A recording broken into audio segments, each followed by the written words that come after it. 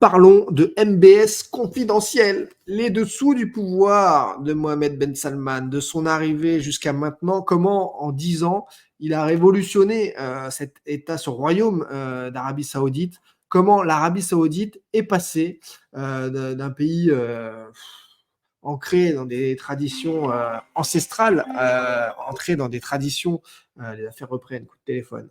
Comment l'Arabie Saoudite est passée dans il y a 10 ans encore, des traditions moyenâgeuses, villageoises, par certains moments, pour nous, l'œil occidental en tout cas, à aujourd'hui le pays totalement, j'ai presque envie de dire, autour de qui le monde tourne et pour les prochaines années.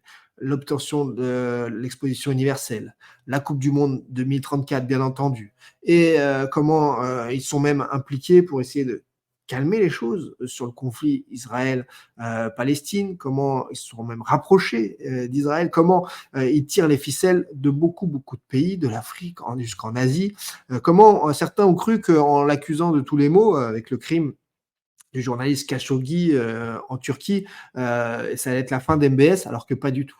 Il a obtenu les soutiens de Russie, d'États-Unis, il s'est complètement relevé de ça.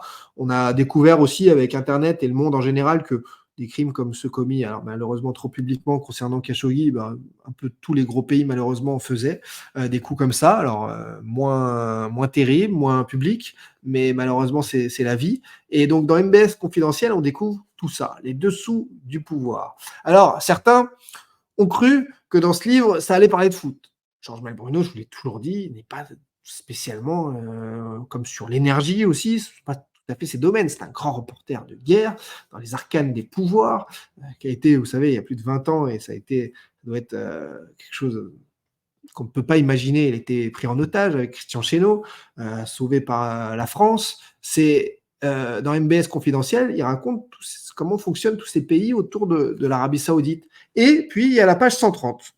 Et là, certains, encore une fois, avec leur zoom déformant sur Internet, sur les réseaux sociaux, ont voulu complètement détourner le sujet et nous dire que ce livre euh, ce livre parlait de football. Alors, en dehors de cette page-là, deux, trois pages, il n'y a rien sur le football. Je peux vous les lire et ce n'est pas le sujet. On nous parle donc de l'Arabie Saoudite qui reste aux aguets pour l'achat de clubs de foot, après des discussions infructueuses pour racheter l'OM en France. Et là, il y a Astérix donc, pour aller en bas de page. Et en bas de page, on nous dit on discutera le jour où le propriétaire sortira un mandat de vente et non pas des pseudo-intermédiaires qui se croient mandatés, a répondu le PIF. Donc le PIF, c'est une constellation d'entreprises. Le PIF, le patron du PIF, c'est Al Roumayan. Comment ça se passe Qui a répondu le PIF fin 2023 à un expert qui a demandé, moi j'en ai envoyé aussi pas mal, hein, très très haut placé, au-dessus du PIF, pour des infos sur la vente OM, et on m'a pas répondu ça du tout, hein, au contraire. Tout est OK, on a le club, et il n'y a plus qu'à officialiser. Donc, très curieux de lire qu'un expert a reçu, donc fin 2023, même moment où déjà je vous disais que j'avais eu des confirmations au-dessus de le PIF, en 2000, et là, donc il y a 5 lignes, 6 lignes, et là, on revient en 2020, un homme d'affaires franco-tunisien, Ajroudi, sans parler de Boudjelal, avait activement prétendu être un porteur d'un projet en provenance du Moyen-Orient pour racheter l'OM. Euh, oui, enfin, en 2020, il y a aussi eu les confirmations en provenance d'Arabie Saoudite. C'était dans Challenge, c'était dans plein de journaux qui avaient eu l'offre de Al-Walid bin Talal. En 2020, il y a eu les avancées. En 2021, quand même, personne qui a un peu travaillé le sujet. Puis ensuite, Canal+, confirmé la chose, qui a confirmé que c'était acheté. En 2023, vous avez quand même, au niveau du PIF, on peut en parler, puisque là, c'est le PIF, Mohamed Majoub, qui a confirmé l'OM est racheté par l'Arabie Saoudite, le 14 juillet 2023. Un journaliste très compétent, David Berger, qui confirme aussi en octobre-novembre 2023 que c'est racheté. Bruno Blanza, qui vous dit que Zidane arrive à donner son accord en cas d'officialisation de rachat par le consortium saoudien.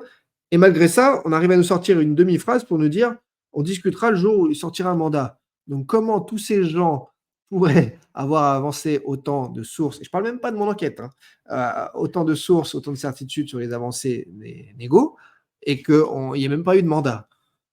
Ah voilà, toujours encore une fois, ne pas avoir la mémoire courte sur un sujet, toujours, prendre du recul et éviter de se prendre les pieds dans le tapis et d'être chamboulé, au moindre contre-info qui sort, le bazar international. Mais ce n'est pas un livre sur le foot, ce n'est pas un livre sur le soft power sportif de l'Arabie Saoudite. Vous voyez, il y a voilà, il y a il y a une page, il y a une demi-page ici, il y a une page et ça s'arrête là sur le championnat saoudien et l'impact footballistique. Donc voilà, moi, en revanche, je pourrais vous en faire un livre sur ce sujet de soft power sportif de l'Arabie Saoudite. Bon, il se trouve que là, moi, c'est uniquement sur la coulisse de la vente de l'Olympique de Marseille. Mais c'est pour vous dire, ça n'a aucun sens de dire qu'il n'y a pas de mandat alors que le deal club est fait déjà depuis des mois, des mois et des mois et que ce n'est absolument plus le problème.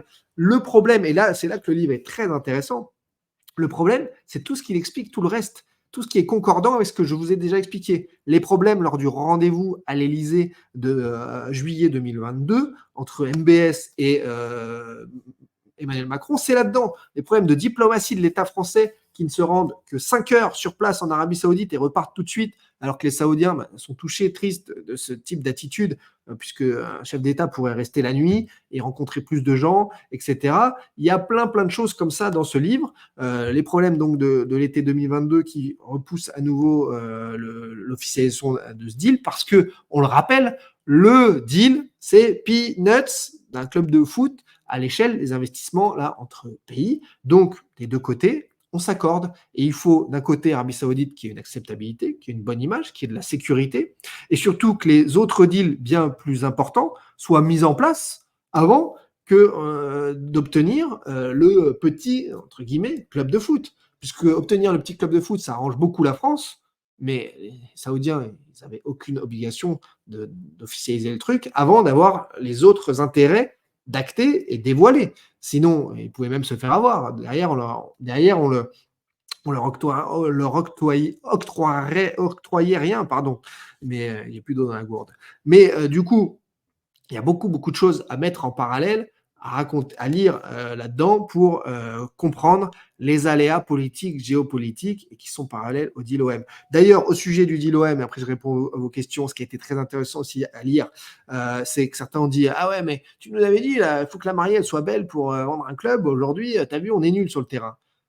En fait, c'est à nouveau incompréhension parce que je ne parle pas des résultats sportifs quand on parle d'habiller une mariée.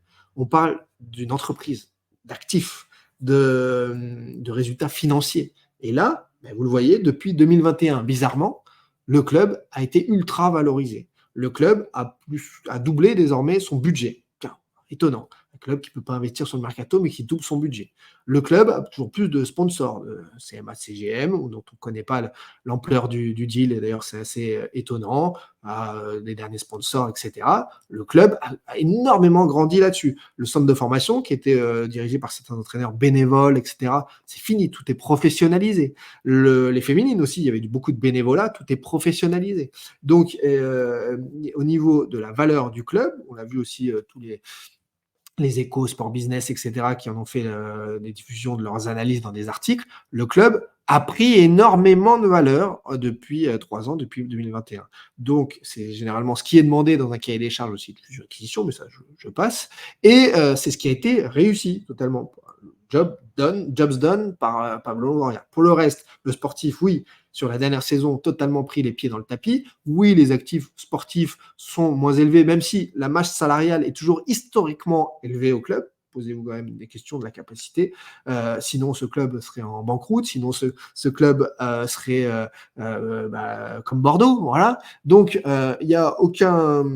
Quand vous discutez avec de grands hommes d'affaires, quand vous discutez avec des personnes du Sérail et de ces milieux-là, il n'y a aucun doute sur l'issue pour le club olympique de Marseille et pour le renouveau du championnat de France autour de Paris et de Marseille. Reste à savoir donc la date, mais on va même pas la chercher. Ça nous fera un beau feu d'artifice. Et voilà, donc on concentrer là-dessus. Mais donc MBS confidentiel, c'est pas pour ceux qui aiment le foot, c'est pour ceux qui aiment en savoir plus sur tout ce qui se passe dans ce monde-là, le monde qui tournait un peu autour des États-Unis, de l'Europe, qui a complètement switché. Et aujourd'hui, ça tourne autour de ce royaume-là, parce que tout le monde veut faire des deals avec eux et le monde, l'avenir à l'avenir et sera beaucoup, beaucoup centralisé autour de l'Arabie Saoudite qui passe des investissements colossaux partout. Mais c'est pas nouveau, c'est pas le Qatar, c'est pas bling bling. Ça fait des années qu'ils sont dans tous les conseils d'administration, de Amazon à Disney à Apple, et que ça travaille aussi bien. Alors oui, parfois, comme je l'ai entendu de Georges Malbruno, il a raison, ils peinent à délivrer, ils sont sursollicités, il y a certains, pour certains un peu d'amateurisme, etc. Oui, c'est le cas, à mon avis, chez tout le monde, dans tous les pays, et aussi encore plus quand vous avez le portefeuille et que tout le monde vient vous demander de l'argent ou des investissements. Voilà le point sur MBS confidentiel. Je peux répondre à des interrogations auxquelles on n'aurait pas pensé. Fredo nous dit on ne valorise pas un club sur des résultats ou sur un effectif. Voilà, c'est une cerise sur le gâteau. Ça peut, hein, tu peux avec des Ronaldo, des Messi, des Neymar, des Mbappé valoriser avec des très très grands joueurs en tant qu'actifs, mais sinon non, ce n'est pas le cas. Chris qui nous dit si le club a des gros moyens, un retour de Villas-Boas avec des moyens, c'est une possibilité. Ça, j'en ai aucune idée. Beaucoup de journalistes comme Bruno Bolanza parlent plutôt de l'arrivée de Zinedine Zidane d'un retour de Villas-Boas, mais ça, je peux pas te dire d'autres choses. Si vous avez des questions comme Furia Loco avec ses violons, tu n'hésites pas à monter en direct en visio au lieu de te cacher derrière ton téléphone et tu viens poser tes questions, on te répondra avec le plus grand des plaisirs. Qu'est-ce qu'on a d'autre comme message? Je vois, est-ce qu'il y a des questions? Merci pour ton retour, merci Arnaud pour ton message. Ce que beaucoup ne comprennent pas, c'est qu'il n'y a que le foot. Mais oui, en plus, quand tu viens dans le Dash Foot, tu viens dans une émission foot, et bim, on te parle de foot business. Ah, c'est plus pareil.